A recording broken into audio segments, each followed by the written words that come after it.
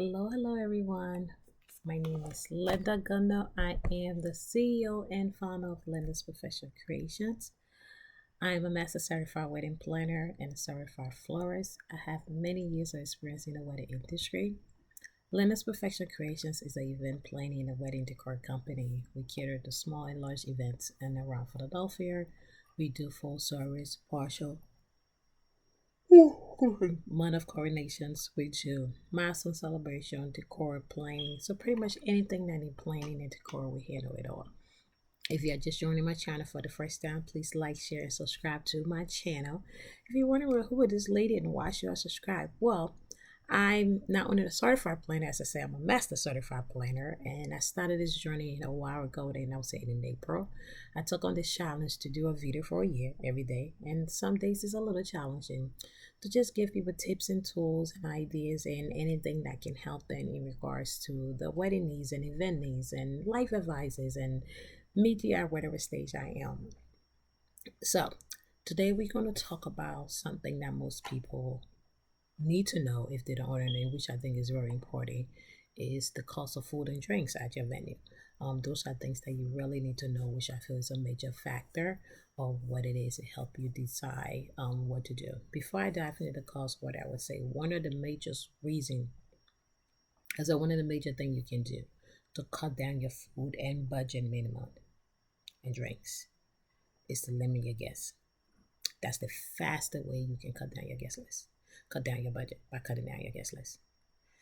It saves you a lot of money, but I understand a lot of times we want to invite a lot of people who have close family, close friends. So the budget I'm going to give is based on the budget of 100 people. If you are doing a wedding for 100 people, how much it will cost. And keep in mind, some of these things are, the prices increase based on where you're going, but this is just the average cost for, stuff for caterer and things.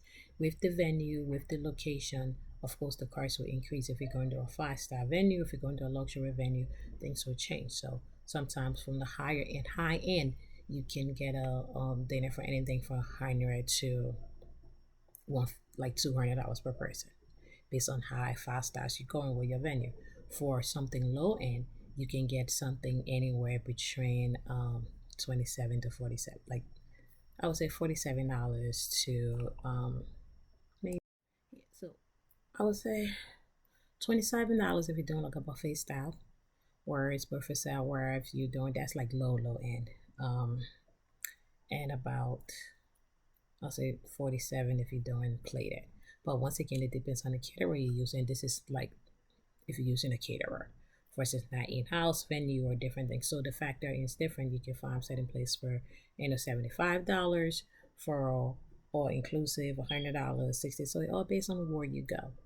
The average cost right now for catering, just food in general, is anything between $1,800 to $7,000. But most of the time, you usually spend $7,000. I'm thinking of a high end. I'm saying $100,000 for the average cost of wedding. So keep that in mind, and that based on the ratio I just gave for about $7,000 for drinks.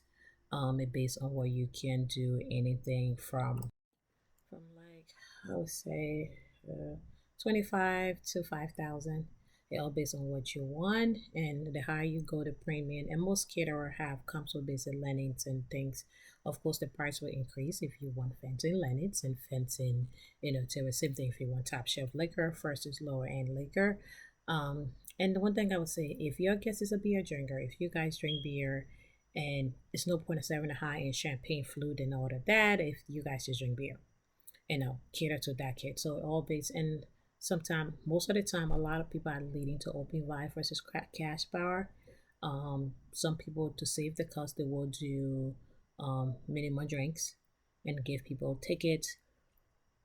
I'm so sorry, guys. I'm tired. Almost at the end. So they can do that. You can do option, but most couple now do open bars, so they don't have to worry about that. And it's all inclusive, so you don't have to worry about the tag and everything like that. But generally speaking, most people want. So I would say for full and budget, for your full and budget drinks, anything near about 100 people, about 10 to 12 for food and drinks. That's where you can get And then the food too, it differentiate if you want, for a station, a base race too. If you want a carving station, if you want, a glazing station, those prices sometimes increase. The more help do you want at the buffet station. If you are doing plated, if you are doing champagne flutes, and toast, all those things. For the more you increase your budget with little things, it's gonna go up. So I would say just be mindful on what you pick in. Make sure what is important to you, I would say, because the thing about it is that sometimes we want, as I always talk about, people want a lot of things to please people to go and they stay within your budget, cut down your budget.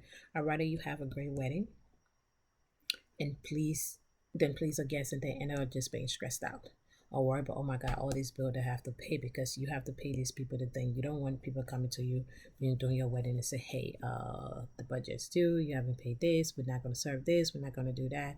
It's challenging. You don't want to do that. And I've been in this business long enough, I've seen it happen, and I'm like, just I don't know. So it's like people tend to do things. So with every client that I do, I make sure you pay your bill 30 days before. I don't care what it is, you have to pay a bill. If you choose not to, that's just my recommendation. If you choose not to pay a bill, I will let you know I'm not liable for anything. I'm not going back and forth for anybody for anything. That way, I will communicate that with the vendor and let them know that exclusively this is what the client discretion is. They will have to work that out with you. But all my clients, and I haven't had a problem with anyone that do that. Almost everybody that I know do pay their bills when they're supposed to pay it. But I do see the level of stress that kind of go in war, because some people pay last minute when it's supposed to, and people need their money. So to get back on topic, that's a different topic. We'll talk about a lot of time, a budget, because I'm a beast. If you've been watching my channel for a while, you know I'm a beast for a budget, because I know a budget can make or break your event. If you have everything set up right, you will be stress free. And I try to do that with all my brides, because I feel like when you take care of everything ahead of time, closer leading up to the wedding, you just so calm. It's just a beautiful thing. You don't have to worry about, oh my god, I have to do this. What is this one going to happen? It make your life easier. So this is the average cost, as I said, to cater to a wedding.